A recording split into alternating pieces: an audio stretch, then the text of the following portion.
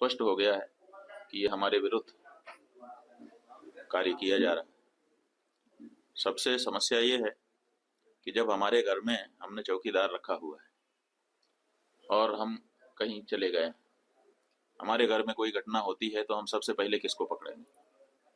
सबसे पहले तो चौकीदार को पकड़ेंगे ना, कि तुम कहाँ थे, क्यों ये घटना हो गई तुम्हारे रहते हुए, किस लिए तुमको रखा था। लेकिन यहाँ नहीं ऐसा हो रहा है।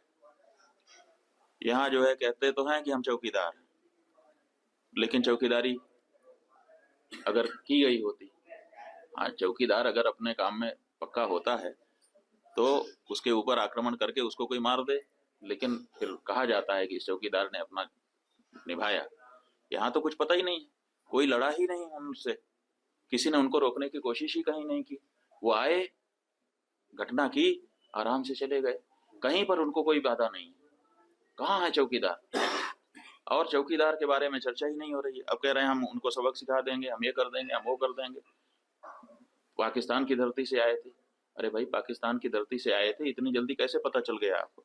और अगर इतनी जल्दी आपको पता चल जाता है तो घटना के पहले क्यों नहीं पता चल गया? और दूसरी बात यह है कि अगर पाकिस्तान से आए तो पाकिस्तान के खिलाफ अच्छी तगड़ी कार्रवाई करिए। आप कह रहे हैं कि हम सिंधु नदी का जल रोक देंगे। आपके पास जल को रोकने या उसको डाइवर्ट करके अपने ही यहाँ, अपने ही देश में रख लेने का कोई उपाय ही नहीं है। हमने विशेषज्ञों से पूछा कि अगर हम सिंधु नदी का जल पाकिस्तान में जाने से रोकना चाहते हैं तो हमारे पास क्या व्यवस्था है। उन्होंने कहा हमारे पास कोई व्यवस्था नहीं है। अगर हम आज से शुरू करें कि ऐसी व्यवस्था हम बना ले तो पैसा कितना लगेगा वो तो अभी पूछिए ही मत। अगर पैसा पर्याप्त दे दिया जाए, पैसे के कारण एक दिन भी काम ना रुके, तब भी 20 साल लगेगा, तब हम सिंधु नदी का जल रोक पाएंगे।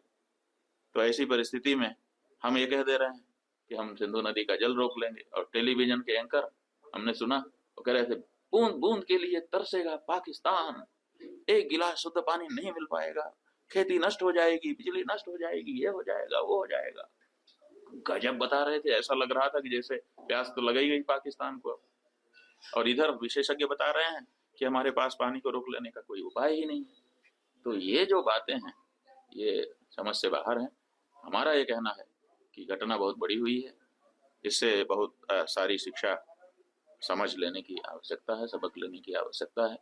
और सबसे पहले जिन लोगों से ये चूक हुई है उनको चिन्हित करने की आवश्यकता है और उनको दंडित करने की आवश्यकता है। उसके बाद अगर कोई बाहरी है तो उसके ऊपर भी प्रहार करना चाहिए।